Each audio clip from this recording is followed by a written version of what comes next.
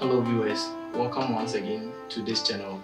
We are going to discuss the exposure triangle, basically what they are, what they do and how they function.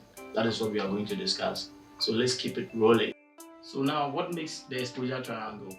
We have the aperture, the ISO and the shutter speed. So let's begin with the aperture.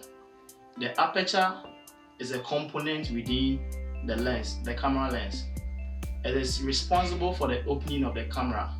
So how wide or how big or how narrow your lens open, that is what the aperture do. The next thing is the shutter speed. The shutter speed is within the camera. It regulates the time the mirror of the lens opens and closes. And then the last thing is the ISO. The ISO also relates to the sensitivity of the camera's film. That is how it responds to light. So these three combines to give you a perfect exposure for your image. So a change in one necessarily affects or demands a change in the other. So for instance, if you are shooting in a hot sunny daylight, when you regulate your aperture, there is a need for you also to regulate your shutter speed so that you get a correct exposure. When you increase one without decreasing the other, you may get an overly exposed image. There are certain things you need to know when it comes to the shutter, the aperture and the ISO. The aperture is measured in f-stop numbers ranging from f1.2 to f22. The larger the number, the smaller the hole or the opening of the lens, and the smaller the number, the bigger the opening of the lens.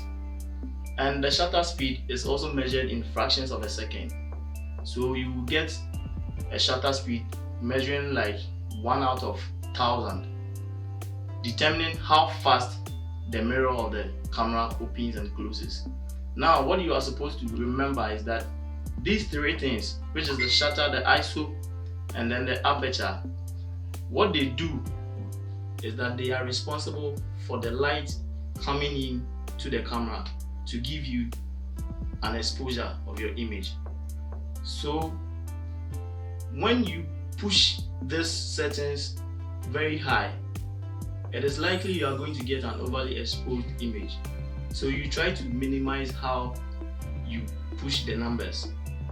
For instance, if you are working or you are taking an image with an f-stop number of 1.2, that means the lens is going to open wider, therefore allowing more light into the camera.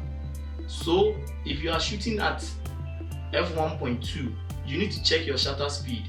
And when you check the shutter, and the shutter is also somewhere around 1 out of 60 seconds, that means the mirror is also going to delay in closing, also being responsible for more light entering into the camera.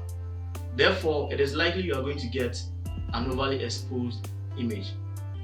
In concluding, these are the basic tips you need to know when it comes to the exposure triangle. Always remember that the ISO deals with the sensitivity of the camera's film. The aperture deals with the opening of the lens. And the shutter speed also deals with the opening and the closing of the camera's mirror.